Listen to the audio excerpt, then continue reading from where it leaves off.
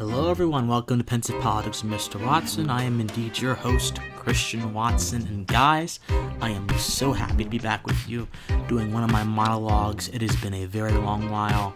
I'm trying to keep these monologues consistent, but the rate of guests that we have, the quality of guests we have, all kind of things that is going on in the production of Pensive Politics is really reappropriating my time onto different things. But I am happy to be back with you guys to talk more about the issues of the day, talk more about philosophy and how all of this relates to the cosmic intellectual tradition of America, our freedom, our natural rights, so on and so forth. So today we'll be talking about a few things. We'll be talking about, number one, the idea of contact tracing, because there's been a push in weeks past by former Mayor Michael Bloomberg, Governor Andrew Cuomo of New York, those two geniuses, of course, those two geniuses of the state, who have decided that we need more contact tracers, and have used countries like South Korea and Singapore as models for how we should do contact tracing, even though both of those countries do not have the foundation of liberty and freedom that America has. We'll talk about that. We'll talk about Nancy Pelosi and Donald Trump's recent spat over the past few days. For those of you who do not know, on Monday, Nancy Pelosi called Donald Trump morbidly obese. On Tuesday, Donald Trump said she had mental issues. And on today, Wednesday, Nancy Pelosi said he has mental problems, that he is a confabulator, or whatever word she could pull out of the thesaurus to try to attack her political opponents. How honest. And so, but it's just, thank you guys so much for being here. It's awesome. And for my listeners, thank you so much for being here as well. So, contact tracing. And this is a subject that I actually had a conversation with Mr. Yaron Brook with. Yaron Brook, for those of you who do not know, is the chairman of the Ayn Rand Institute. In fact, he came on the show. That was our first video interview, our first pensive video, so to speak. We'll be calling those pensive videos from now on. And Yaron Brook had an interesting position on it for someone who was enmeshed in the freedom tradition. Because Yaron Brook is very much enmeshed in the freedom tradition. I mean, put aside the fact that he is an objectivist, because objectivists do believe in freedom, although they have a lot of other oddities in their paradigms and their philosophical systems that I don't particularly agree with. The idea of aesthetics that Ayn Rand recited in the Romantic Manifesto is one of them. The idea of mysticism, anything that is not immediately perceptible to us being mystic or being something that is irrational, is also things I don't agree with. But at the core of objectivism is indeed the primacy of the individual, the primacy of individual freedom.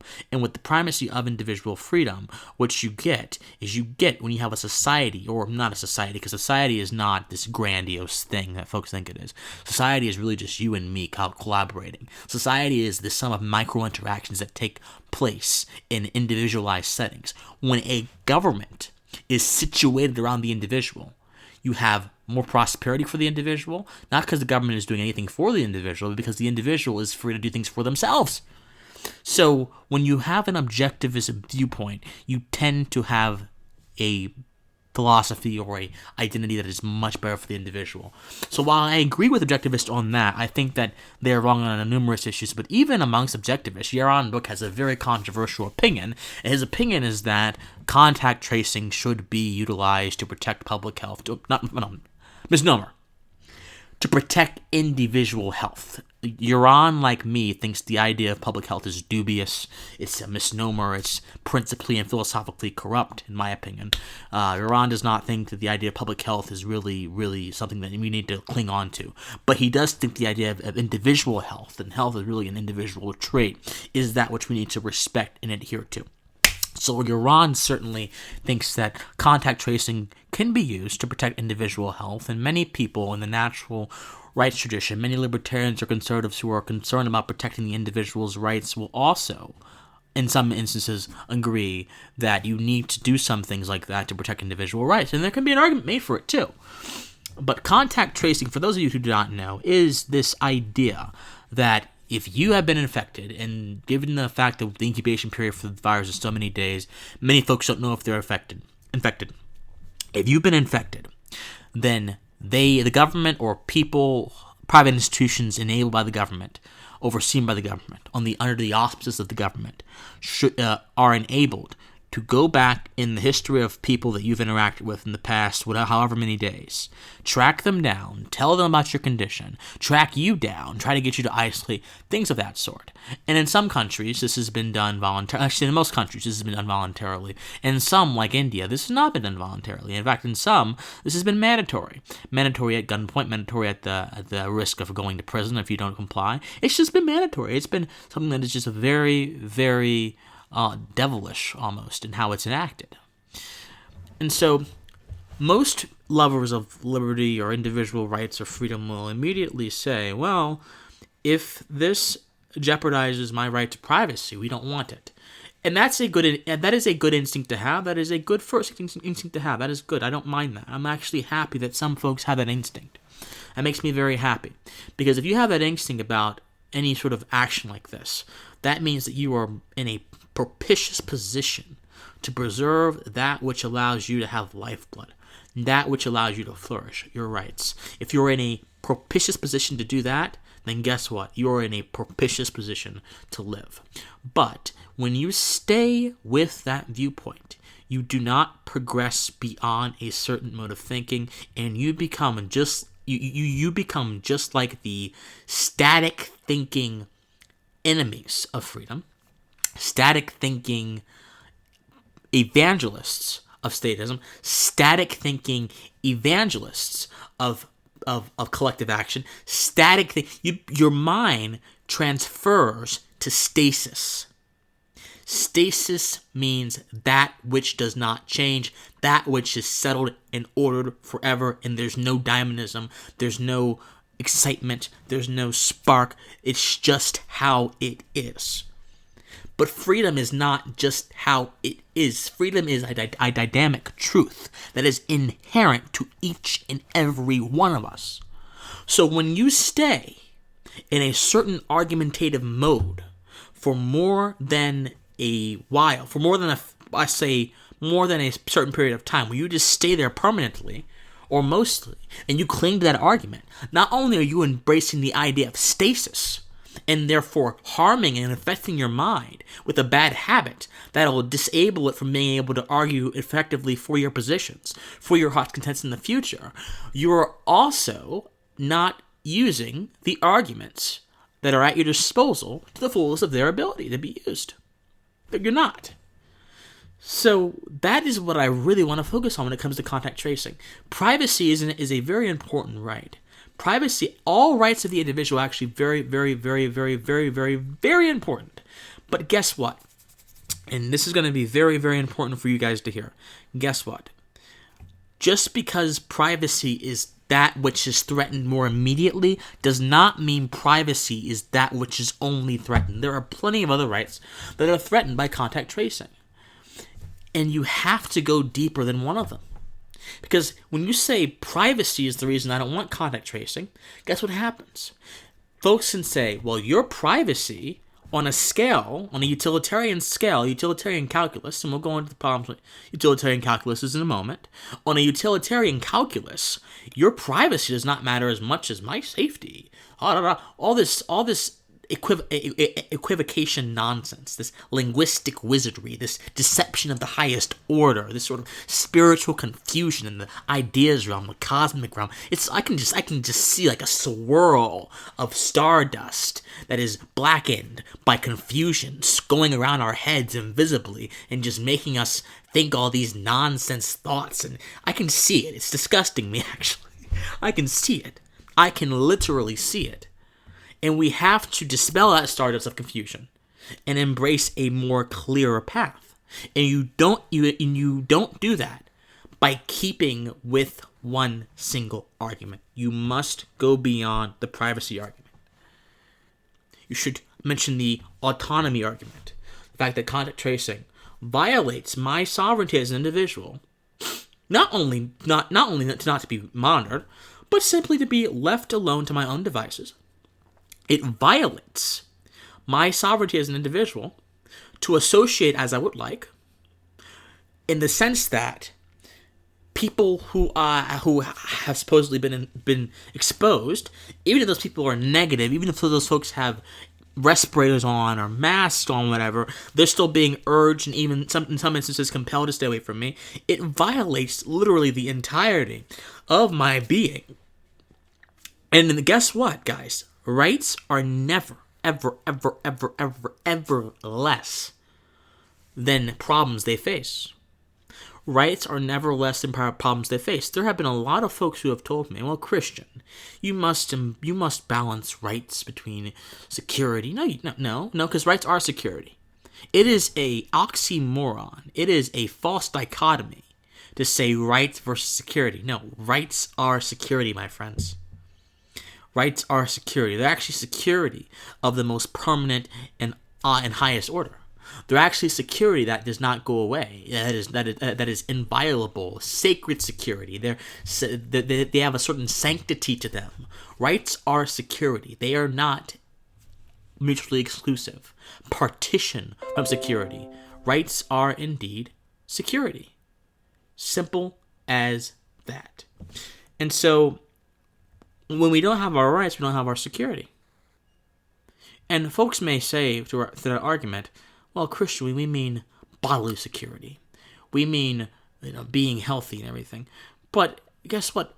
Bodily security correlates with autonomy, because if one is not able to use your body in the first place to how you see fit, then what happens is the object you're trying to preserve, whenever you go to the hospital, the doctors, i.e. your ability to live, becomes reduced.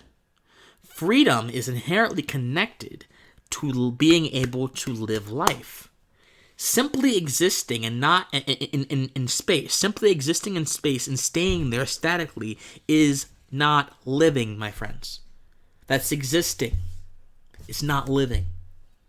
And so contact tracing actually brings together a whole host of issues that most people in the commentariat, most people who are writing and political writers don't consider. Oh, because they're impractical issues to consider. Oh, they're too abstract. Oh, it's this. We want data. We want that. Well, guess what, guys? Data comes after. Data succeeds ethics. Data succeeds principle. Data succeeds that. It does not precede that. It is not one of the precepts of these concepts. Data succeeds that. You cannot have an argument predicated solely upon data to the exclusion of ethics or principles or freedom. You cannot do that. Even if you're not into the freedom thing, even if you're not into natural rights, you cannot have an argument logically to the exclusion of the principles upon which the argument is formed upon. Data must be formed upon something. You have to have a premise. In a syllogism, you have to have a premise, a statement, statement two, conclusion. A simple syllogism, which is most arguments in politics are very simple syllogisms. Just being honest. Not trying to insult anyone, not trying to make anyone feel as if they are idiots or they are not going deep enough, although you guys aren't really going deep enough. Not because you can't, but you don't want to. Because it's too impractical, according to some folks. Data does not precede these things. It comes after these things. If you're going to have data, you must have an argument. If you don't have an argument, your data is useless, period. Using data or statistics without having an argument is like consistently hitting the circle in the middle of an archer target practice image and never hitting any other part of the circle. It's like hitting the center of that circle consistently. And when there's one arrow lodged in the center of that circle, guess what happens? Other arrows cannot really get there without splintering that other arrow or damaging the target in some way, shape, or form. Whereas if you can cover the whole issue, the whole target, you don't have to worry about that as much, do you? Statistics make a point.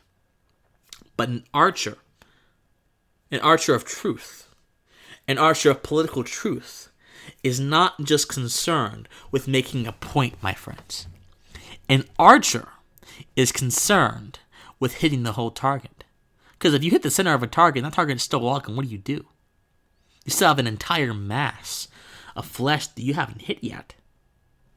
Making a point by itself is not enough. You have to do more than make one point. You have to make a holistic examination of the issue before you can talk about it. I do see justification for contact tracing in some instances. I do. I think that if contact tracing is voluntary, and if folks agree to it, and folks sign a willing disclosure form, all right, let's have a legal regime around that permits folks who want to do that kind of stuff to do it. But I do not for 1 second think that it is proper, ethical, or just for the government to engage in Inspector Gadget type activity and go back through my history, go back through my friend's history, and their friend's history, and their friend's history, to simply see how many folks I've been talking to in the past, however many days, they think a disease has been transmitted or has been conceived. Because right now, contact tracing, just from a practical standpoint, yes, I will get practical for a second. Don't get too excited, guys.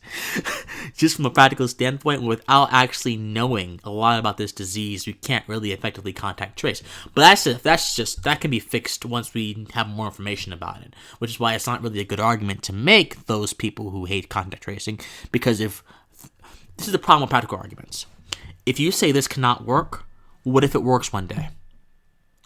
Your argument's gone. You don't have an argument anymore. If you say, hey, this thing right here has failed, if you say communism has never worked, well, okay, that may have been true. Dispute may have been true. What if it ends up working one day? What do you do then? It's a serious question, guys. What do you do then? You don't have an argument anymore, because you put your stake, your logical stake, into a heart that wasn't even fully alive in the first place. You put your stake, and you didn't even kill something. You simply pierced dead matter. You pierced dead matter. You made a point, but it wasn't a very effective point overall. Its effectiveness comes into fruition, comes into consciousness, because so many folks in the public sphere who disdain communism tend to use that argument so often that it becomes a part of the lexicon. And look, I myself do not like communism. I think it's evil, it's treacherous, it's vile. But there are ethical, principle, moral reasons as to why it's evil and vile. You don't need data to make an ethical point.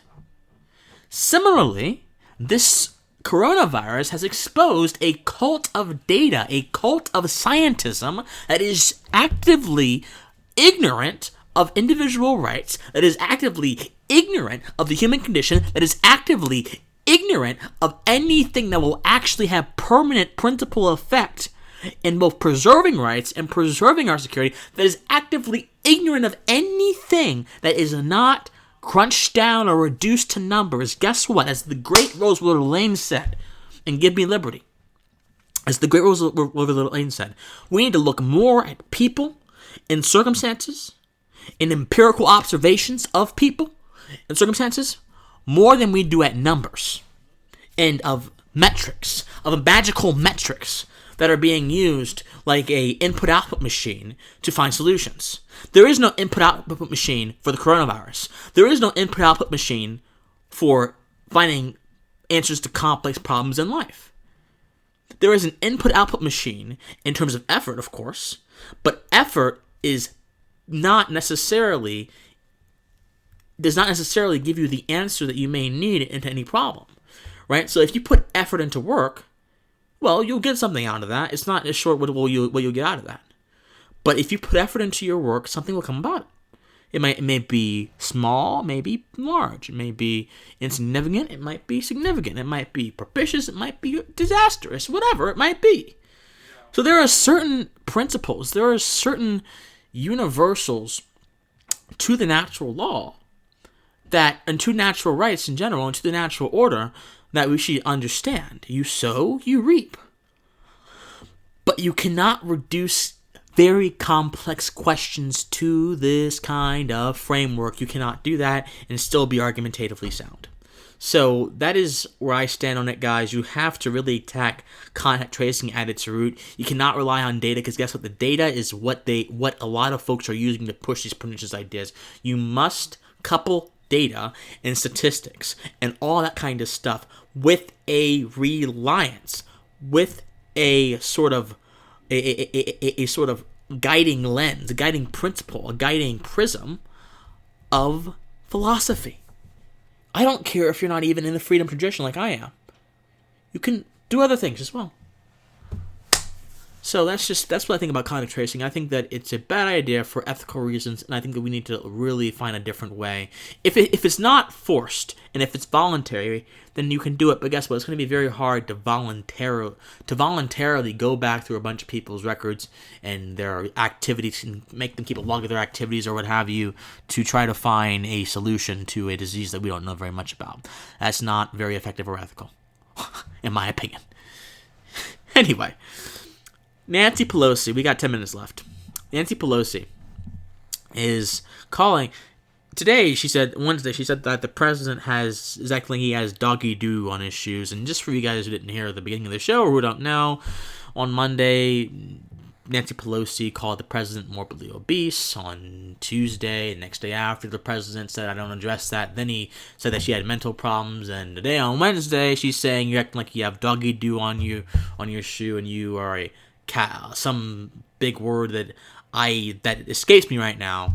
And I don't mind using big words. In fact, as all of you know, I do enjoy the English language quite a bit.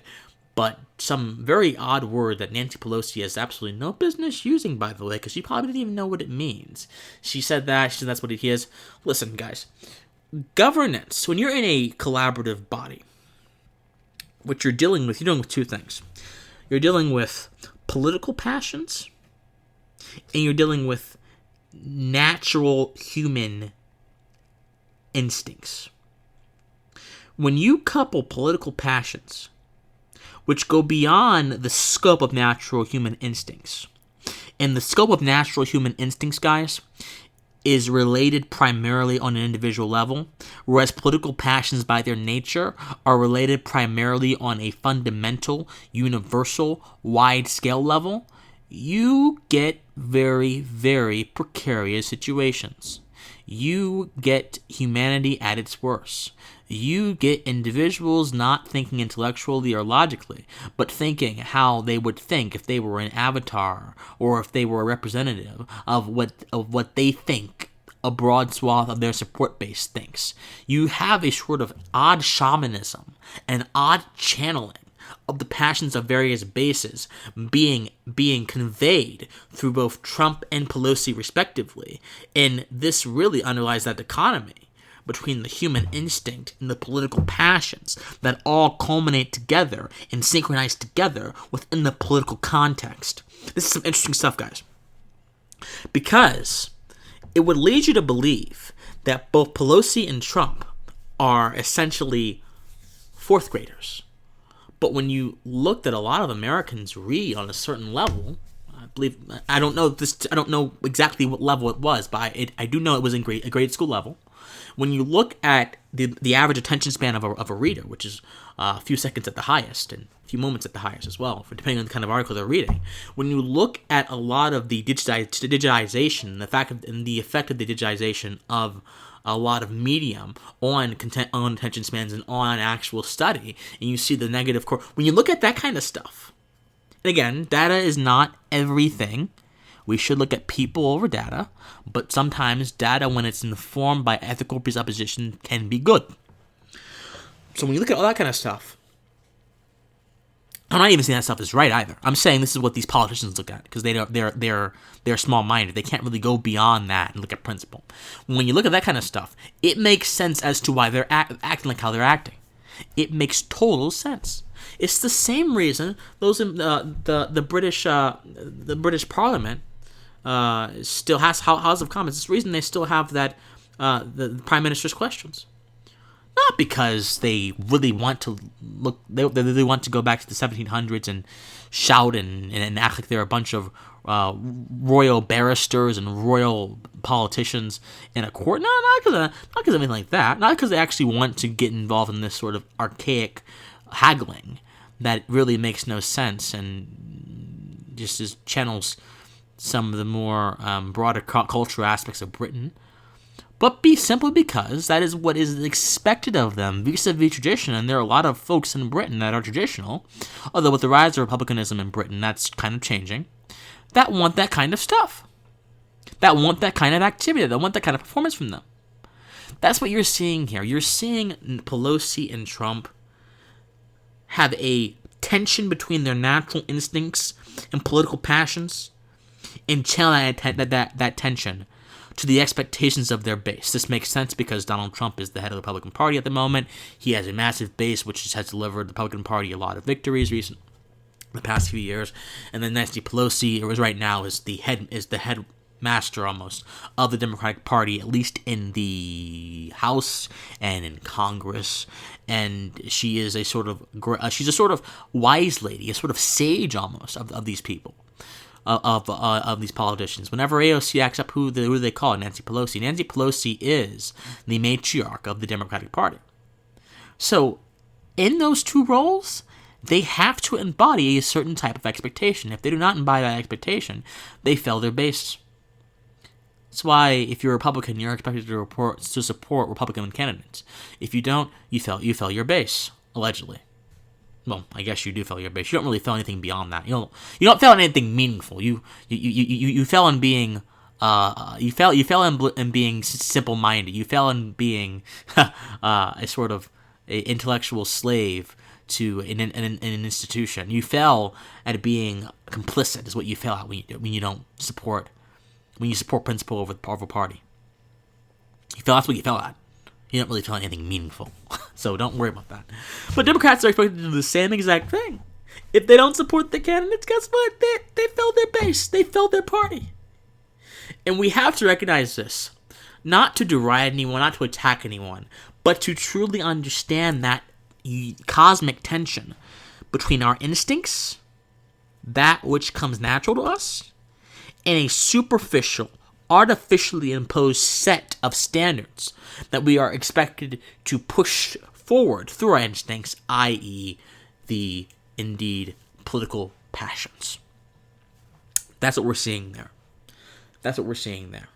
We are seeing that kind of stuff manifest, and it's just very interesting. It's very, very, very, very interesting. So in our last thing to talk about, let's talk unemployment numbers. Unemployment numbers are quite interesting right now. So, according to 538.com, there was a headline that was written on May 15th, written by Amelia Thompson DeVoe. I'm probably saying that wrong. And it says, many Americans are getting more money from unemployment than they were from their jobs. This has been a quintessential criticism that many Republican politicians have been making of a lot of government programs for a very long while. But on the heels of a new study from folks at the University of Chicago, Peter Genong, Pascal No, and Joseph Vavra, again, excuse my poor pronunciation of these words, all names are not made equal. Some names are more hard to pronounce than others. The article says that in a study produced by economists at the University of Chicago, which uses government data from 2019 to estimate that 68% of unemployed workers who can receive benefits are eligible for payments that are greater than their lost earnings. They also found that the estimated median replacement rate, the share of a worker's original weekly salary that is being replaced by unemployment benefits, is 134%, or more than 1/3 of their original wage. So essentially, especially during COVID, unemployment numbers are being jacked up, and a lot of them are claiming unemployment and not really going back to work, essentially. That's what these economists are finding. And there will be a link to the article in the description of this podcast, but I think a lot of it's very interesting. It's interesting because unemployment is not considered welfare, but in a sense it kind of is, because when you pay taxes to the government, they redistribute the money around the system, and who knows whose money you're getting when you get an unemployment check. I mean, it's not your money because the government took the money from other people and it's all in a pot, and when you get things in a pot, it becomes very nebulous as to whose is whose. That becomes very lines become blurred incredibly. So I would just leave you guys with this. If you're struggling during this pandemic, if you are really, really, really, really suffering, don't feel bad for taking unemployment. Because I know a lot of my listeners are conservatives or libertarians. They're very independent-minded people. But just recognize that until you can get up on your feet, you should be cautious of how much you allow the system to give you. Because a sense of security, a sense of financial security especially, should not come from anyone who is not you or that is not your own labor and your own blood, sweat, and tears. You, my friends, are your own standard of value. You, my friends, are the geniuses, the spiritual geniuses that were planted into this world by whatever you want to call it. Whatever you want to call it, chance, want to call it fate, want to call it God, want to call it happenstance, whatever you want to call it. You are here. We know that you are here as an individual. And you, no matter what your circumstances, no matter what is going on in your life, have the ultimate power and the ultimate authority to craft your future, craft your security, and craft your life the way you want to. Don't let an external force like the government take that from you. Until next time, folks, I love you all. Thank you for listening, and please stay pensive.